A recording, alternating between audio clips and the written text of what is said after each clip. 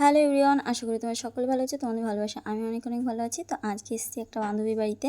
এখানে গোপী সোনার আজকে জন্মাষ্টমী, তো সেই উপলক্ষে বার্থডে করা হচ্ছে যে গোপী সোনার। আর এই যে এসছে আমার বান্ধবীর বাড়ি এইটা। তো কেমন লাগছে সবাই কমেন্ট করবে। তো আশা করি তোমরা সকলে ভালো আছো।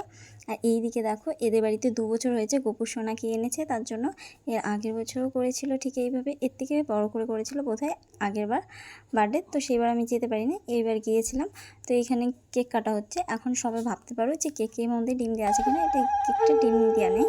আর এইদিকে আমার বান্ধবী বরণ করে নিচ্ছে, আর খুব মজা করেছি ওদের বাড়িতে। আর এর পুজো কিন্তু অনেক আগে হয়ে গেছে, এটা 7টার দিকে কেকটা কাটা হয়েছে, পরে আবার রাত্রে পুজো করবে। তো এই ফাঁকে একটু কেক কেটে নিচ্ছে।